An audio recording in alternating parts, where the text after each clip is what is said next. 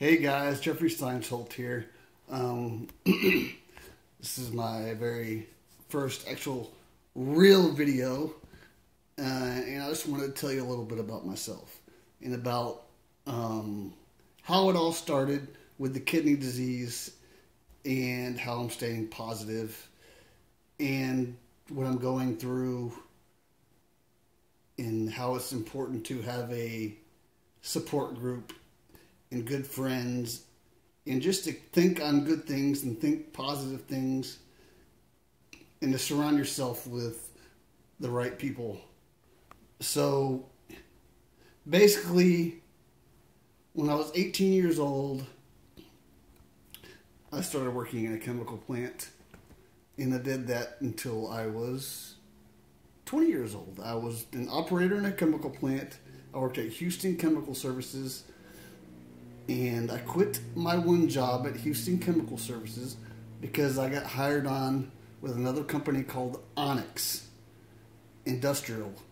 And I was going to start working for them, but for those of you who work in the chemical industry know that at first you got to go through extensive physicals to make sure you're fit for the job, etc., etc., etc. And so that's exactly what I did. And I passed my physical part of it. The only problem that I had is that I didn't pass the blood work. The blood work basically showed that I needed to get to a hospital immediately, and that my creatinine levels in BUN were extremely high, and that my kidneys weren't working properly. My hemoglobin was 5. For those of you who don't know what hemoglobin is, that's your blood count. And the reason I thought I was tired all the time and everything is because I was working 12, 14, 16 hours a day, a lot of the time 7 days a week. So no wonder why I'd be tired. And so, but that wasn't the case. But from that point on, it was by the grace of God that I got that job. Because the doctors actually said, if I didn't get that job and find out when I did, that within 2 weeks I probably wouldn't be here. And that was, back in 2002. And so it's now 2015, and I've been dealing with kidney disease for that long. And as soon as I found out, and excuse me, I may get emotional sometimes during this video, so just bear with me. As soon as I found out that I had kidney disease, I had to pack up my, things, move back home, which was a big deal because I had been out on my own ever since I was 17 years old. And it's, a big change going from being out on your own to living with mom and dad again. So I had to move back home and figure out exactly what I needed to do medically in order to overcome this. Well, one thing turned into another after a couple of years of being on, cancer type drugs to try and overcome this kidney disease and keep me off of dialysis. I eventually went on dialysis back in 2005, I believe it was, after 3 years of maintenance drugs. And exactly after 1 year, I got a call for a kidney transplant. Well, the first one ended up not being a total match, but then like a few days later or a week later, they called again. They said they had another match. So I got that kidney, and everything was working properly for almost 2 years.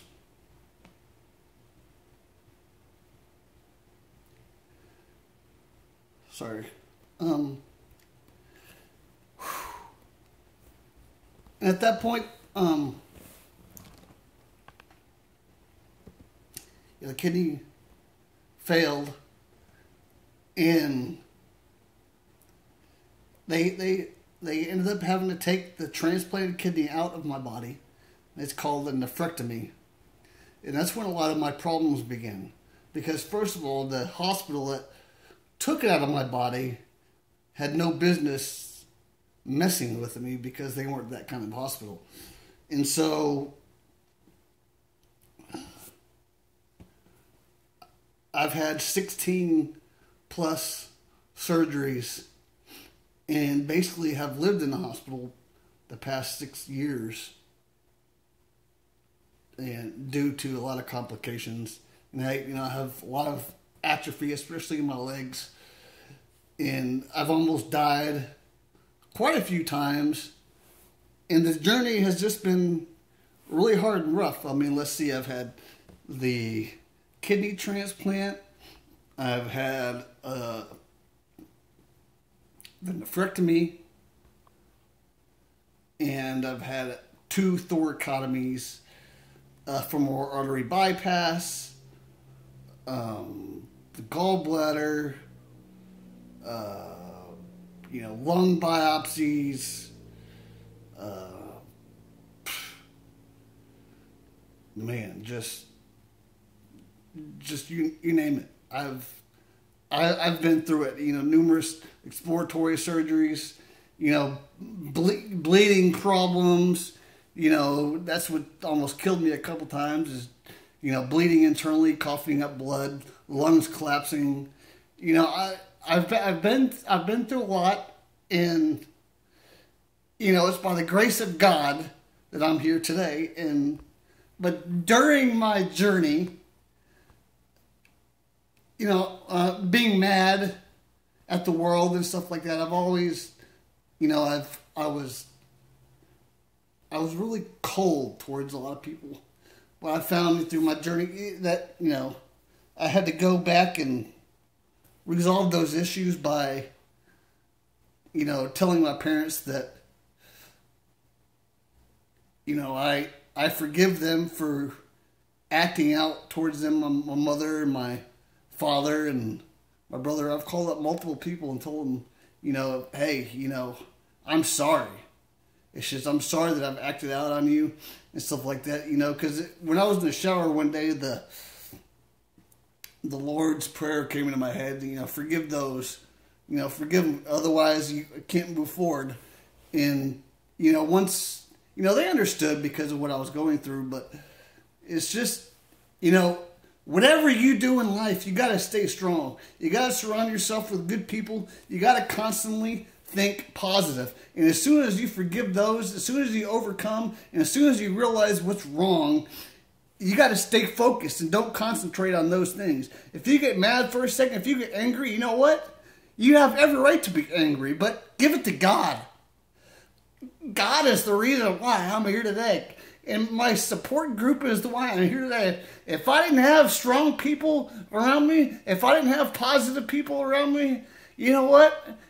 There would be no reason, in my opinion, probably to fight. But I'm never giving up. Never, ever give up. And since, let's say, since last year, when they gave me the ability to, the doctors, to start working out and stuff again, I went to the gym.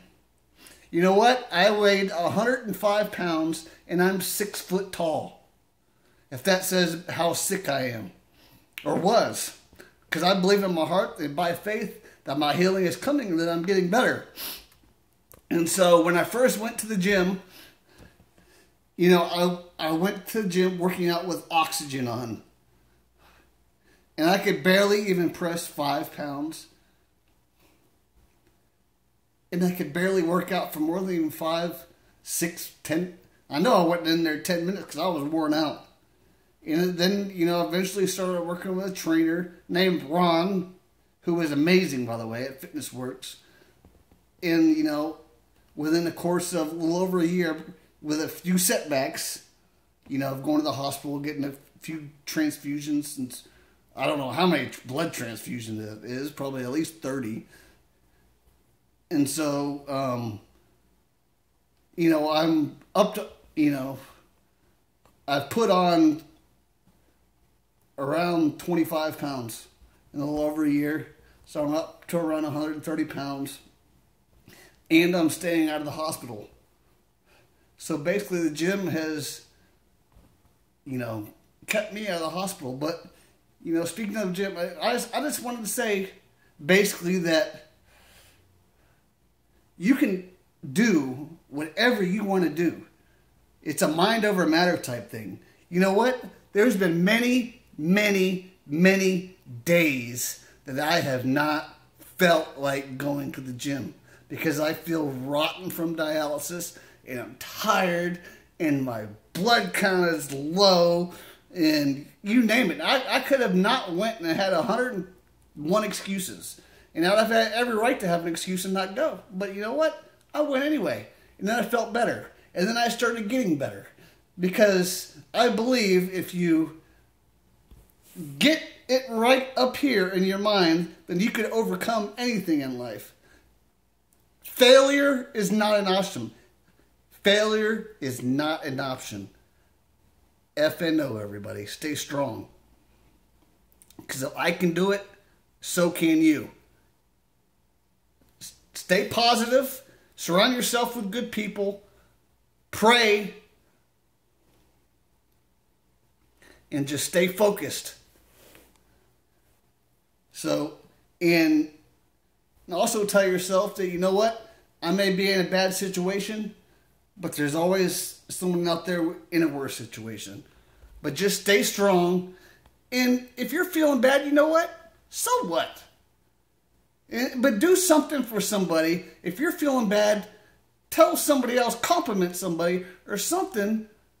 And then, you know, just, you got to overcome it. By complimenting someone else that may have made them happy, you may have said the right thing to them, you know, and, you know, cheered their day up and it makes you automatically feel better. You just find something to believe in, find something to do. If you're angry or mad or whatever it is, and do it. There's no reason why you can't. No excuses, no regrets. Just do it. Can't is not an option. Failure is not an option.